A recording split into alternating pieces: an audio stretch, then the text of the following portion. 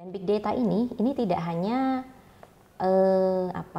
bermanfaat untuk isu-isu pembangunan saja ya, sebagaimana poin-poin yang ada di dalam SDGs. Tapi ternyata untuk isu yang humanitarian actions, isu yang butuh immediate action, aksi yang segera, ini big data juga sangat-sangat bermanfaat.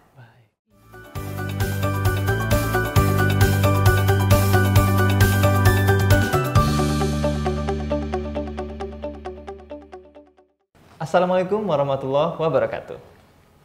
Halo, apa kabar Sobat Ngalir sekalian? Kembali lagi di Ngalir Talk Show, ngobrol ala IR, persembahan Laboratorium Diplomasi, Program Studi Hubungan Internasional Universitas Islam Indonesia. Kembali lagi bersama saya, Agus Derana Putra, akan menemani Sobat Ngalir sekalian untuk berbagi cerita dan inspirasi dengan tamu-tamu istimewa kita. Baik, Sobat Ngalir, episode kali ini cukup spesial. Atau mungkin saya harus bilang sangat spesial karena kita akan mengundang narasumber yang handal, tentunya handal di bidangnya, dan kita akan membahas mengenai hal-hal yang mungkin bisa dibilang istilah yang cukup baru atau mungkin zaman ini banget lah. Mungkin karena kita hidup di era perkembangan teknologi, jadi nampaknya teknologi menjadi hal yang menarik untuk dibahas pada zaman-zaman di abad ke-21 ini. Pembicara kita kali ini adalah Ibu Rizky Dian Nursita. Kita sapa terlebih dahulu. Assalamualaikum Ibu Dian. Waalaikumsalam. Ibu apa kabar? Alhamdulillah baik. Agus apa kabar? Agus? Alhamdulillah Ibu, saya baik. juga insya Allah baik. Oke, alhamdulillah. Halo sobat-sobat semuanya. Terima kasih Ibu Dian sebelumnya sudah bisa diundang, bisa berkontribusi dan ikut ngobrol di acara Ngalir Talk Show kita kali ini. Saya juga berterima kasih sekali sudah diundang ke sini. Baik, sama-sama Ibu Dian. Baik, Sobat Ngalir sekalian, seperti yang saya bilang, kita akan lebih dalam membahas tentang teknologi tentunya, tapi kita akan lebih spesifik mengenai big data. Mungkin ada yang pernah mendengar istilah ini, atau yang mungkin ada juga yang baru mendengar istilah big data. Tapi ini menjadi hal penting karena saat ini dengan perkembangan teknologi, masalah-masalah di dunia internasional ataupun di dunia saat ini menjadi semakin kompleks.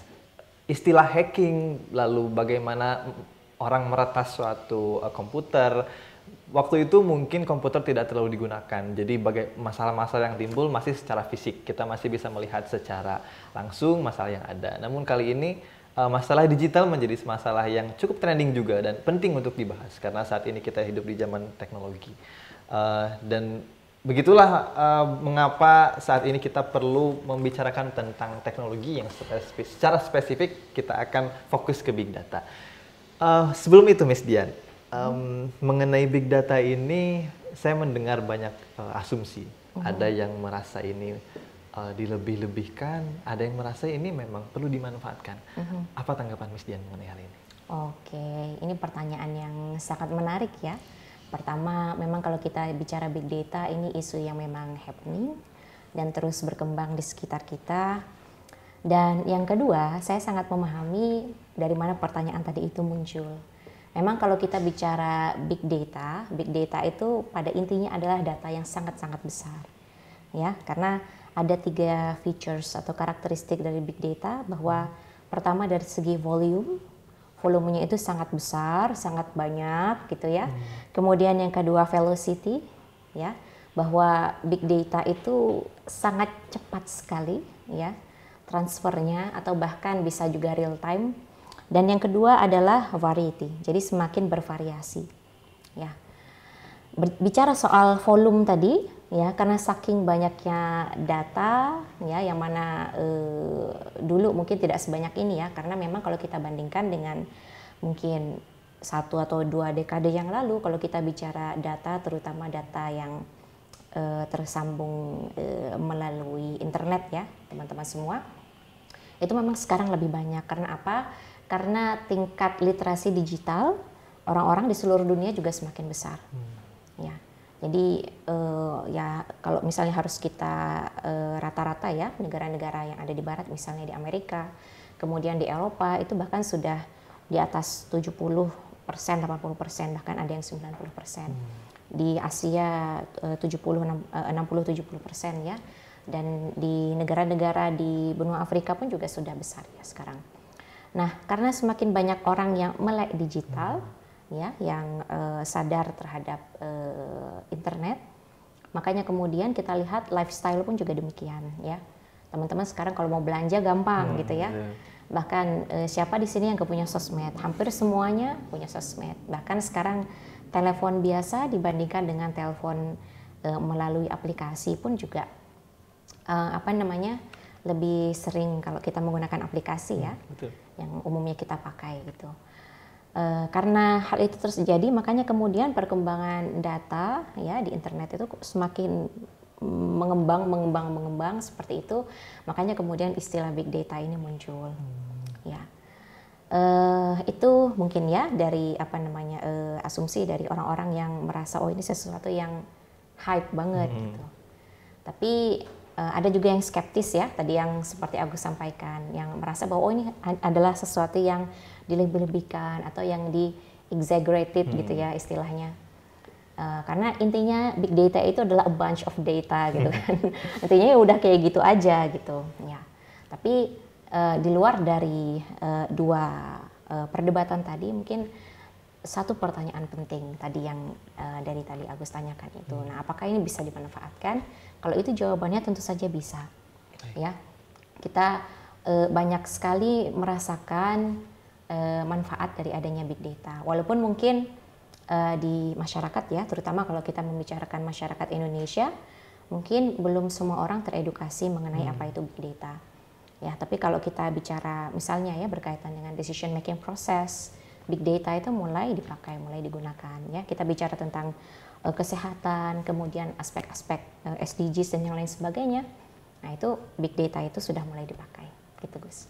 Baik, terima kasih Miss Dian atas jawabannya. Menarik sekali untuk berbicara mengenai big data, khususnya melihat bahwa seperti yang Miss Dian tadi katakan bahwa banyak sekali manfaat yang dimiliki oleh big data itu sendiri gitu. Tidak hanya sekedar bunch of data kalau tadi Miss Dian sebutkan, bahwa karena saat ini banyak sekali manfaat dan banyak orang yang memanfaatkan adanya big data ini. Nah, Miss Dian, saya sedikit ada satu pertanyaan yang mungkin ini agak sedikit correlated dengan situasi pandemi, karena mungkin kita lagi di situasi pandemi dan saya sedikit terpantik dengan pertanyaan yang berhubungan dengan kesehatan. Ini menegasikan dari sejak kapan big data itu muncul, Miss Dian. Kita melihat bahwa salah satu tujuan SDGs adalah tentunya ada dalam bidang kesehatan. Dan tentunya mungkin sejak di pertamanya SDGs ini muncul atau bahkan sebelum namanya menjadi SDGs, tentunya mereka punya prediksi tertentu, punya harapan tertentu kapan masalah ini bisa terselesaikan secepatnya gitu. Nah, menurut Miss Dian dengan adanya big data ini, apakah masalah-masalah kesehatan ataupun bisa dibilang masalah ataupun bisa dibilang ya mungkin kapabilitas setiap negara dalam keamanan kesehatannya, apakah dapat diakselerasi dengan adanya big data ini? Ataukah masih sama saja dengan zaman dahulu? Oke, terima kasih Agus. Ini juga pertanyaan yang menarik sekali. Ya, tapi sebelum saya masuk kepada apakah big data ini bisa mengakselerasi peningkatan kesehatan, mungkin kita perlu tahu dulu ya, apa bedanya development dengan isu kemanusiaan atau humanitarian issues. Baik. Dan big data ini tidak hanya bermanfaat untuk isu-isu pembangunan saja ya, sebagaimana poin-poin yang ada di dalam SDGs. Tapi ternyata untuk isu yang humanitarian actions, isu yang butuh immediate action, aksi yang segera, ini big data juga sangat-sangat bermanfaat. Baik. Ya, kalau kita bicara pembangunan ya, sekarang sudah mulai ada data yang terkumpul ya mengenai urban dynamics misalnya. Jadi perkembangan masyarakat di perkotaan itu seperti apa. Kemudian kalau kita bicara lain misalnya mengenai supply makanan, kita bicara tentang keamanan pangan, ya itu sudah mulai dipakai. Jadi kita bersyukur ya Indonesia ini merupakan salah satu negara yang memiliki lab big data ya, bekerja sama dengan UN. Ada yang namanya UN Global Pulse, pusatnya ada di Jakarta. Ya, jadi untuk tracking suplai makanan, informasi yang berkaitan dengan iklim, cuaca, ya, kapan harus menanam, kapan harus panen gitu. Kemudian juga tracking kapal-kapal yang enggak yang tidak terdaftar gitu ya, istilahnya seperti itu juga bisa dilakukan melalui big data. Jadi sangat-sangat bermanfaat ya kalau kita bicara pembangunan. Untuk isu-isu krisis ya yang butuh immediate action pun juga demikian. Big data ini sudah mulai dipakai di UN ya untuk men-track IDP misalnya, internally displaced person. Ya, jadi orang-orang yang dia terusir dari tempat asalnya ya, sehingga kemudian namanya orang terusir kan nggak mikir harus bawa KTP, bawa akte gitu-gitu kan, terus nanti kalau dia mau kemana-mana nah susah gitu. Nah kemudian dengan pendataan ya, kemudian ada scan biometrik seperti itu, nah mereka bisa menjadi lebih safe, lebih aman ya itu. Kemudian juga bantuan-bantuan yang diberikan di dalam situasi krisis misalnya, katakanlah COVID kemarin ya, jadi tahu dari mana? Taunya juga dari big data. Jadi apa sih aksi yang harus dilakukan negara pada saat ini? Kok kasusnya meningkat? Oh kita butuh immediate action. Nah jadi big data sangat membantu di dalam decision making juga ya. Jadi dalam bagaimana negara mengambil keputusan. Termasuk juga untuk disaster management gitu ya. Jadi ini hal yang patut kita syukuri kalau kita bandingkan dengan beberapa tahun atau mungkin dekade yang dulu gitu ya. Orang-orang mungkin seringkali telat gitu ya dalam menanggapi bencana. Ya walaupun kita tidak bisa 100% benar-benar siap juga ya, tetap aja kan ada bencana-bencana yang ya di luar kapasitas manusia gitu. Tapi di negara-negara yang mampu memanfaatkan big data ya untuk disaster management ternyata mampu untuk melakukan langkah-langkah ya mitigasi. Jadi pencegahan seperti apa ke depannya ya, agar bukannya mencegah bencana itu terjadi, tapi mereka bisa adaptasi dengan bencana. Nah, sekarang kita kembali ke kesehatan, ya. Mungkin teman-teman semua, sobat ngalir yang ada di rumah ini nggak sadar gitu ya. Ada contoh yang paling dekat dengan kita, gitu. Kalau kita bicara big data dengan kesehatan, ya.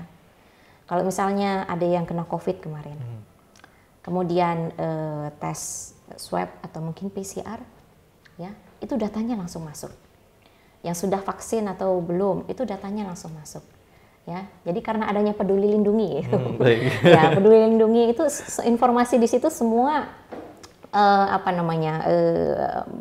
banyak gitu ya, informasi yang berkaitan dengan status kesehatan kita gitu. Pertama tentang tadi ya, apakah kita positif COVID atau tidak, bahkan hari ini itu hari isoman keberapa ya, itu ada gitu kan, di situ ada di Peduli Lindungi. Kenapa saya ngomong kayak gini? Karena saya juga alumni COVID ya. Sudah 2 kali kena gitu. Ya, itu datanya ada. Ya, bahkan kapan tes dan hasilnya seperti apa, itu semua datanya ada. Bahkan sampai ke apotek terdekat, terus layanan kalau mau konsultasi online seperti apa. Bahkan ada obat gratis juga dan lain sebagainya, itu juga merupakan manfaat dari bagaimana big data itu ya, informasi mengenai kesehatan kita yang ada di internet ya, yang dikumpulkan, dikurasi oleh pemerintah, itu kemudian membantu dalam mendukung mempercepat penanganan terhadap kondisi kesehatan kita. Atau mungkin yang lebih luas lagi ya jangkauannya, misalnya kita bicara UN ya, sampai saat ini kita masih bisa melihat data dan itu real time di websitenya WHO ya, tentang bagaimana perkembangan COVID di seluruh negara-negara di dunia seperti apa ya, ada grafiknya di situ yang bergerak terus, kemudian juga status vaksinnya seperti apa gitu. Jadi bisa dipelajari. Jadi kalau pengen tahu, semuanya bisa akses sebenarnya. Ya, jadi siapapun bisa mengakses. Jadi tidak hanya terbatas bagi pemerintah saja ya selaku decision maker, tapi kita masyarakat biasa pun juga bisa melihat ke situ. Ya, jadi kalau bicara spesifik kesehatan, wah tentu saja banyak ya manfaatnya. Baik, terima kasih Miss Dian. Ternyata banyak sekali yang bisa kita pelajari dengan mempelajari big data, dengan lebih aware atau lebih sadar akan sebenarnya kita hidup di antara banyaknya data dan kita juga terbantu dengan adanya data. Tadi berbicara mengenai humanitarian action, terus tadi ada program development, terus tadi masuk ke kesehatan. Ada satu bidang yang saya sedikit mungkin penasaran. Mungkin ini bisa muncul pertanyaan ini dari buah penasaran saya, Ini Miss kayak Dian. pertanyaannya nakal ini. Ini lebih ke politik. Oke. Selain buah penasaran karena memang ada sedikit datanya sih. Pada tahun 2018 atau 2017 lagi kalau tidak keliru, Amerika Serikat trending dengan penggunaan big data sebagai instrumen campaign dan bahkan kita juga mungkin sempat familiar dengan bagaimana saat itu Facebook sempat datanya bocor dengan tik gitu. Mark Zuckerberg di sidang ya. Ya, dan tapi di samping itu Miss, kita negasikan dulu hal itu. Menurut Miss Dian sebenarnya bagaimana seharusnya big data ini dimanfaatkan dalam sektor politik? Oke, ya. Sebenarnya kalau kita bicara politik, apalagi bicara pemilu dan lain sebagainya ya, penggunaan big data semacam ini adalah sesuatu yang tidak bisa dihindari ya. Sulit mungkin ya, bukan tidak bisa, tapi sulit untuk dihindari gitu karena ya kesadaran akan big data itu semakin meningkat, kemudian lembaga-lembaga riset juga semakin banyak. Ya. Walaupun demikian ada satu hal yang harus digarisbawahi. Ya, terlepas dari apakah ini sesuatu yang baik atau tidak ya. Yang kadang kita lupa itu bukan masalah pemanfaatan big data-nya. Tapi apakah itu dilakukan atas izin atau mungkin kita di sini ya sebagai pengguna internet itu kemudian tahu kalau misalnya data itu digunakan ya. Jadi yang sebenarnya harus digarisbawahi adalah perlindungan terhadap data personal. Yang terjadi berkaitan dengan Cambridge Analytica itu kan seperti itu ya. Karena ada satu kuis ya pada saat itu namanya tuh kuis This is your digital life. Dan orang-orang yang memakai kuis itu ya ketika mereka bermain Facebook mereka nggak sadar kalau sebenarnya kuis itu untuk dipakai untuk apa? Untuk mengetahui preferensi mereka terhadap kandidat ya di pemilu Amerika Serikat ya pada saat itu. Ya, jadi kan mereka kan nggak tahu gitu. Ya, jadi ikut-ikut gini ternyata datanya dipakai. Nah, yang jadi masalah kan adalah itu gitu. Sehingga kemudian timnya Trump itu kemudian bisa menentukan langkah selanjutnya ini mau kampanye di mana gitu karena mereka bisa mengumpulkan orang-orang yang belum punya kecenderungan di antara salah satu kandidat tapi kemudian mereka masih bisa untuk menjadi target untuk campaign ya, target untuk kampanye. Nah, yang menjadi masalah adalah di situ ketika tidak transparan gitu ya, bahkan cenderung manipulatif. Ya memang kalau kita bicara internet, kemudian data sekarang tuh memang sangat-sangat manipulable ya.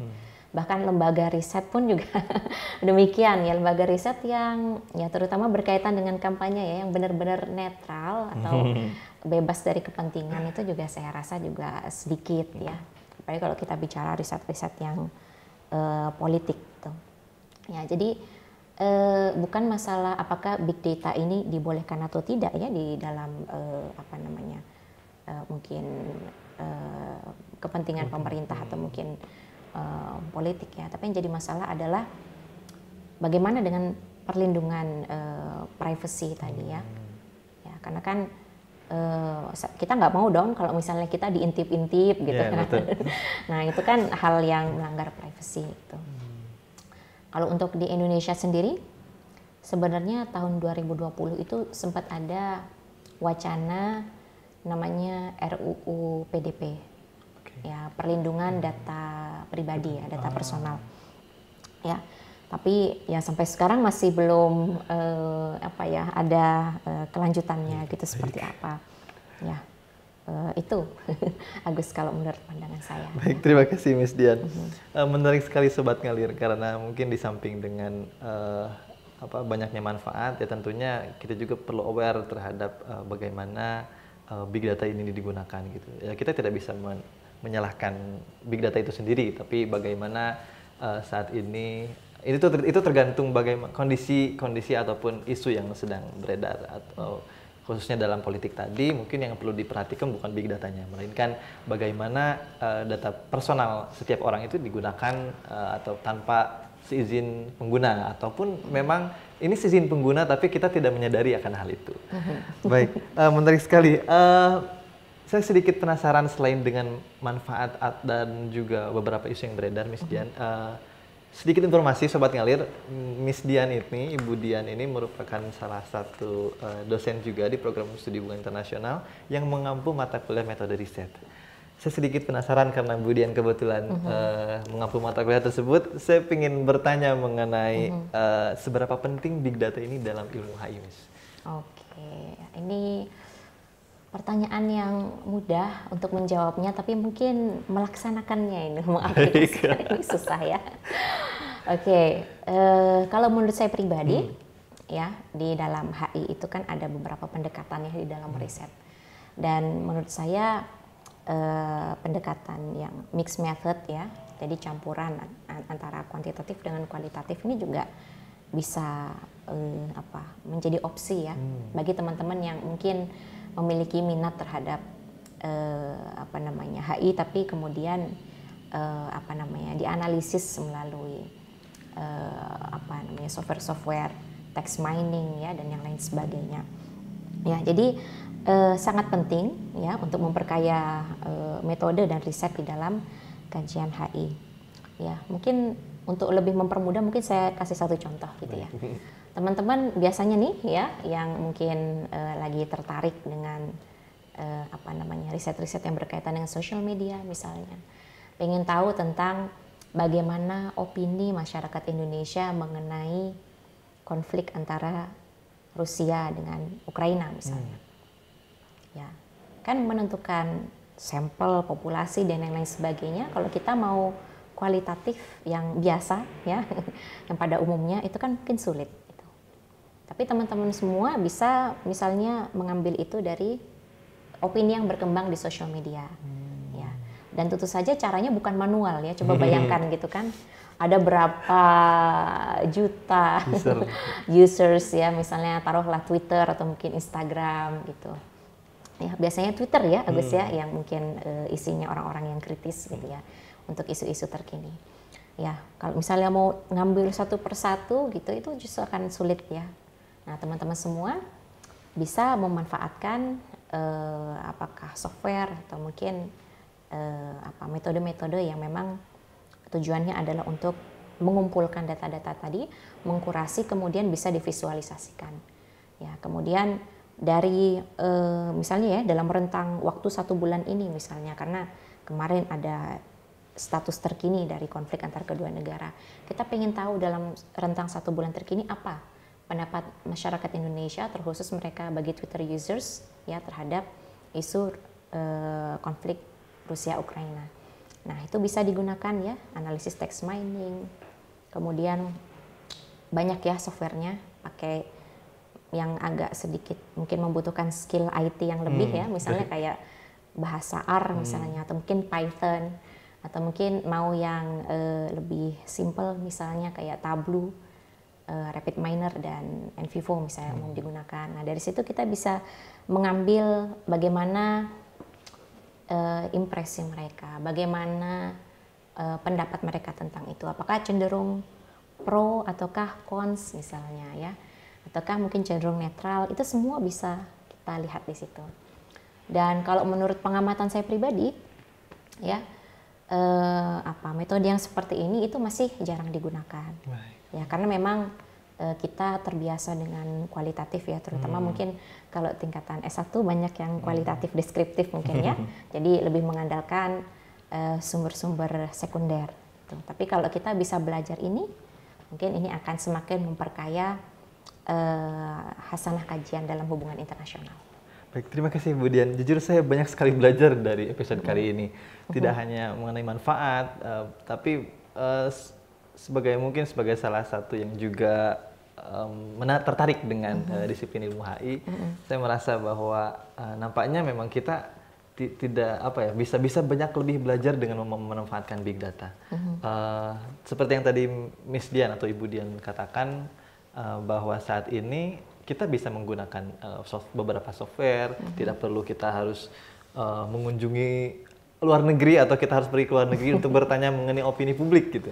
Dan ini jadi keuntungan juga gitu bagi kita semua untuk bisa lebih memahami big data itu dimanfaatkan seperti apa gitu dalam disiplin ilmu HI. Baik, terima kasih Bu Dian sebelumnya. Saya sedikit tertarik karena nampaknya ini saya yakini bisa juga bermanfaat bagi sobat ngalir di rumah. Jadi mungkin ini akan jadi pertanyaan terakhir Ibu Dian. Menurut Ibu Dian, bagaimana caranya membiasakan diri untuk bisa familiar dengan big data bagi untuk sobat ngalir? Ya, lagi-lagi susah pertanyaannya. Oke, tentu saja untuk membiasakan diri kita perlu belajar ya, minimal belajar membaca data dulu. Baik. Ya, teman-teman semua biasakan ya ketika misalnya menyampaikan satu statement misalnya. Apakah misalnya kasus ini misalnya gender gap misalnya ya, apakah decline atau malah naik, ya itu biasakan teman-teman melihat dari data. Nah kan kita bisa melihat report, laporan-laporan yang disajikan oleh lembaga-lembaga riset ya, atau mungkin organisasi internasional. Misalnya tadi ya kita bicara data COVID misalnya, kita bisa lihat dari websitenya WHO dan lain sebagainya. Jadi biasakan diri untuk membaca hasil-hasil olah data ya, olah data kuantitatif. Kemudian yang kedua, kalau misalnya sudah terbiasa membaca, memahami, belajar ngolahnya. Nah ini mungkin nggak bisa dipungkiri takes time ya, butuh waktu gitu ya untuk belajar gitu. Mungkin teman-teman di samping belajar di kelas ya, silakan misalnya kalau mau ikut bootcamp ya, belajar bahasa R, belajar Python ya, belajar text mining ya, pakai apapun itu ya, silakan teman-teman pelajari sendiri. Dan mungkin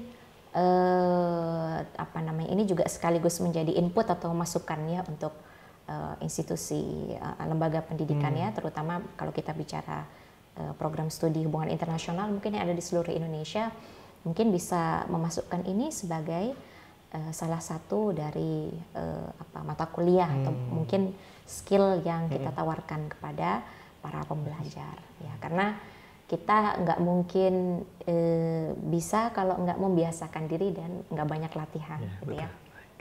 Baik, terima kasih Bu Dian. Saya yakin dan saya percaya bahwa sobat ngalir di rumah juga percaya kalau ini merupakan tips yang sangat bermanfaat dan tentunya bisa diaplikasikan secara mudah gitu.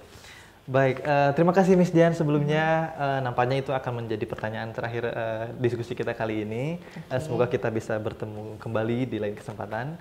Saya mungkin sedikit mohon izin untuk sedikit menyimpulkan dari diskusi kita kali ini bahwa saat ini big data memiliki banyak manfaat.